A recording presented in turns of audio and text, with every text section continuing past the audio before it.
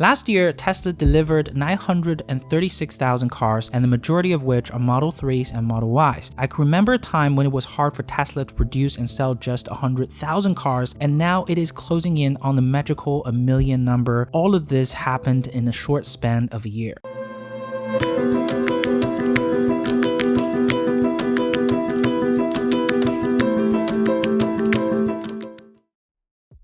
This video is supported by CuriosityStream. Get access to my streaming video service Nebula, a Streamy Award nominated service, when you sign up for CuriosityStream at the link down below.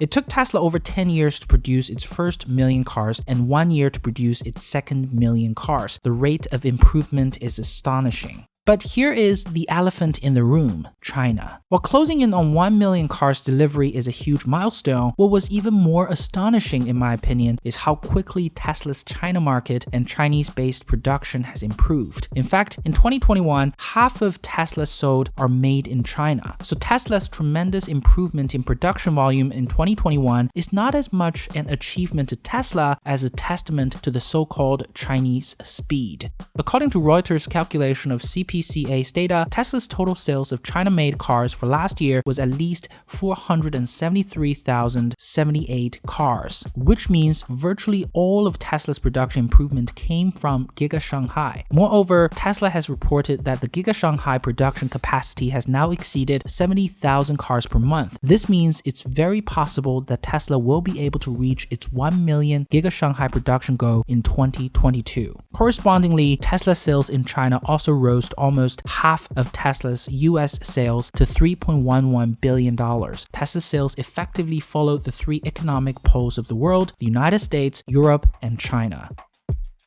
I need hardly remind anyone who's following Curious Elephant that Tesla's Shanghai factory only started construction in January 2019. And here's a brief timeline of Giga Shanghai.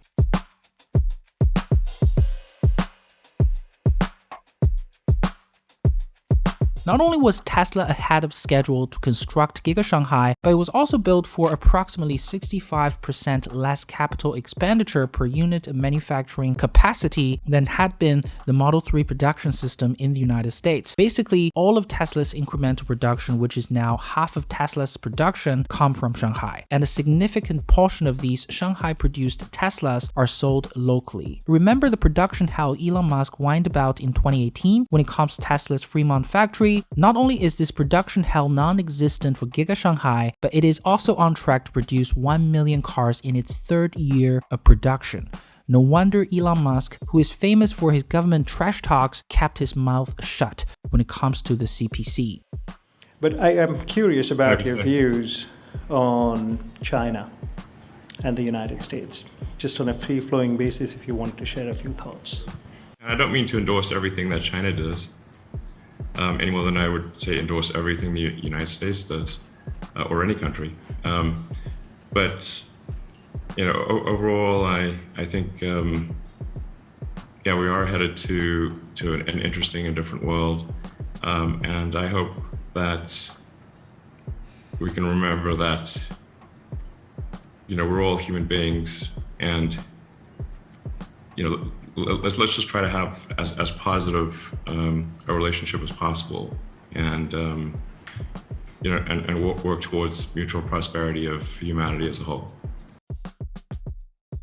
But surely, with China now accounted for over half of Tesla production and possibly in a few years sales, what are the implications? The first implication, in my opinion, is an EV industry on steroid. Industry analysts puts EV industry CAGR at around 25%, which means the industry will double literally every 3 years. This is an impressive number, but I believe this prediction is too conservative for Tesla. After seeing the resounding success from Tesla's Shanghai factory, it would be unreasonable for Tesla to stop at one Chinese factory. And indeed, rumors are already spreading indicating another Tesla factory in China. Some of you may want to remind me of Gigabyte Berlin, and I've not forgotten that. Giga Berlin is an industry standard practice to set up a production center near the demand. And looking at the auto demand around the world, it's obvious that the three demand centers of the automobiles are in North America, Asia, and Europe, respectively. This graph shows clearly where the future is for auto demand. Asia's total auto demand is the combined demand of both North America and EMEA region combined. This means Giga Berlin is going to be an important production center for Tesla in Europe, but will probably not do much outside of that region. If we look at Giga Shanghai's production and sales, half of Giga Shanghai's production is sold outside of China in the United States and EU, which may remain the status quo for a while. Depending on how quickly Giga Berlin can come online, Tesla's China factory will supply the world's demand in the meantime. Considering that over 90% of components in Tesla's Chinese production are sourced within China, this will be a powerful boost to the quality of EV suppliers in China. But why would the combination of Tesla and China put the EV industry on a fast track? There are two reasons essentially. First, supply and demand. Needless to say, the market for EVs is huge. Basically, the entire consumer auto market. Cars are consumer discretionary goods, and their demand is swayed heavily by consumer sentiments and trend. In 2022, buying a Tesla EV is not just fashionable, it is the politically correct thing to do. It's a fact that EVs throughout their lifetimes are lower carbon emitters than their internal combustion engine counterparts. Tesla is the leading company that has excelled in managing this consumer demand, and what Tesla lacks is a powerful supply chain that can channel this latent energy of EV demand to actual sales. Therefore, the collaboration with China solves Tesla's biggest problem, its production difficulties. On the other hand, the same latent energy has also been accumulating on the Chinese side. Local EV companies, suppliers of batteries, and other EV components have also been trying really hard to sell to the premium US and EU market, and on top of that, the Chinese government has subsidized EV-related industries for years. With Tesla, these suppliers can finally channel their latent supply capacity to actual sales and revenue. It's a win-win situation for both. Secondly, there are three powerful effects at play. Technology stack disruption is the first one. Needless to say, EVs and internal combustion engine cars are from two different generations of technologies. They're built upon two different technology stacks. When a disruptive technology was conceived, its product offering is often inferior due to the lack of economies of scale. However, once the critical technology performance threshold is crossed, the older technology withers very quickly. Digital versus film cameras, the smartphone revolution, and the post-mail industry, to name a few. Furthermore, new technology adoption speed has accelerated thanks to the internet and social media. As you can see below, the slope of tech adoption says it all. Due to the automobile industry's complex supply chain and technology, EV adoption has already been delayed for many years, and 2021 was the turning point. Additionally, this process is irreversible as the root cause of disruption is fundamental and irreconcilable. Disruption is a dilemma where incumbents often fail to deliver despite their full awareness that they're getting disrupted. I categorize this disruption dilemma into 5 phases: the emergence, the grind, performance parity, the gridlock, and nirvana. Before we go further, I would love to share with you our sponsor of today, CuriosityStream. Exciting new technologies like electric cars is a frontier with endless possibilities for us to explore, and CuriosityStream offers exactly that. I've been watching a documentary called Autonomy talking about our futures of autonomous driving. Driving has been one of the most satisfying experiences for humans, but are we trading satisfaction for convenience? And if so, is it worth it? Beside this documentary, CuriosityStream offers thousands of titles of award-winning documentaries on their platform. Go to curiositystream.com/curiouselephant to get a full year of access to CuriosityStream for just $14.79. While CuriosityStream is all about big budget non-fiction videos, Nebula builds for educational creators. Nebula is my go-to streaming service built and owned by creators like myself, TechArta, Real Engineering, Polymatter, and many others. It's a platform without ads and nasty cookie tracking, so you just watch stuff that you want without any interruptions, and it allows us creators to make great content for you. Nebula includes hour-long, high-quality documentaries for your favorite creators, and you can get Nebula for free when you sign up for CuriosityStream with the link in the description down below. The emergence. A startup enters a mature industry with a silly idea that is completely against the industry fundamentals. These entrepreneurs often lack an executable roadmap, but what they have instead is simply a vision, or what the critics would call a pipe dream. Nevertheless, the founders' ideas are logically coherent, scientifically sound, and are based on first principles. The grind. In this phase, the emergent startup faces tremendous challenges and adversity, the first of which is its inferior product and technology offer and the high cost of production. A case in point was Tesla. It used its first generation $200,000 Roadster to break into the niche market as a POC essentially. In this phase, some venture capital funds will notice the new startup, see the potential of the industry, and inject funds to the startups. These capital love risks and are critical to creating a relatively leveled playing field for competition. The third phase is performance parity. The emergent technology catches up with the incumbent. The tide turns, industry insiders start to vote with their feet, while the consumers are slow to react as the product offerings and technology level is still the same. The fourth phase is the gridlock. This step is characterized by its incumbents' awareness of the paradigm shift, but are nevertheless unable to adapt. Why gridlock and unable to change? Take traditional ICE auto companies as an example. There is a competence mismatch. ICE talent and ICE supply chain is now rendered worthless. Years of training and technology development become a sunk cost.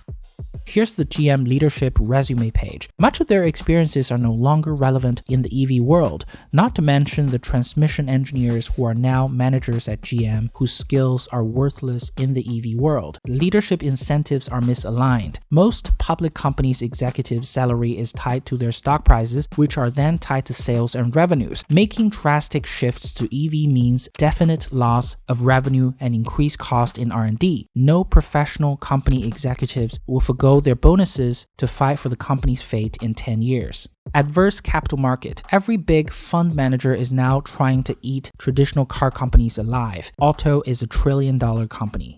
And then we arrive at phase 5, Nirvana. A new industry is established with an entire ecosystem of suppliers, technology stacks, new opportunities, and new synergies with other industries. The auto industry is now gridlocked in phase 4. Traditional car companies are declining quickly as most of them have already given up on making batteries. This means giving up on a core technology in an EV and hence giving up their negotiation power in future profit wars. Battery patent holders in the United States, Japan, Korea, and China will dominate battery negotiations. This is just one example. Internal structural imperatives make it really hard for incumbents to shift to EV decisively, but going slowly is sometimes just as harmful. In this fast-moving industry, inaction will probably lead to a prolonged death instead of a smooth transition. One thing that is on the traditional auto OEM side is brand loyalty and their control over sales channels. Whether these will give them enough time to change, and if they will be able to overcome the gridlock, it's yet to be seen. The other two effects are the network effect and the Matthew effect. The network effect will make sure the consumers, suppliers, and employees in the traditional car industry slowly but surely shift towards the EV industry in pursuit of a better product, profit, and a better future respectively. The deteriorating profit of ICE car companies will mean less money to hire quality people to compete with the engineering quality of EV companies as well. Matthew effect will also accelerate both Tesla and the entire ecosystem of suppliers in the United States and China. The best EV company will get better faster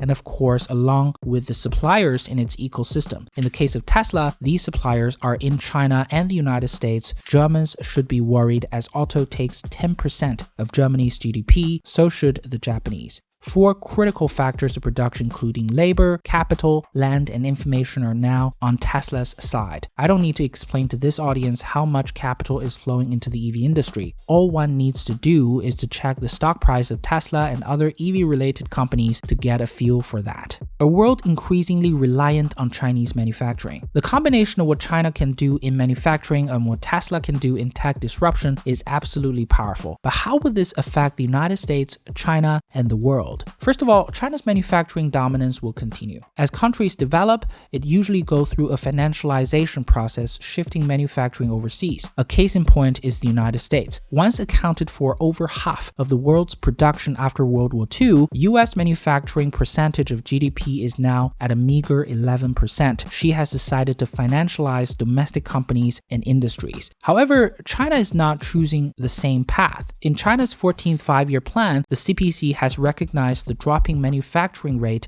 as an issue for China's employment. Manufacturing as a percentage of China's GDP is now at 27%, which is similar to that of South Korea. But China is still a much poorer country than South Korea on a per capita basis. So the direction for the CPC of China is to maintain the manufacturing percentage of GDP for now and to upgrade the technology at the same time. This process is also exacerbated by COVID. I will not elaborate on this, but here are a few articles you can read to get started. Tesla's China development is a high-profile case of how interconnected US industries are with China. The relationship is intricate, delicate, and synergetic, but as China grows to its current behemoth size of 18 trillion in GDP and its technology are more advanced, competitions are on. How could this be managed? It is for the wise leaders of the two countries to decide. For Tesla, its priorities are simple: profit, profit, and profit.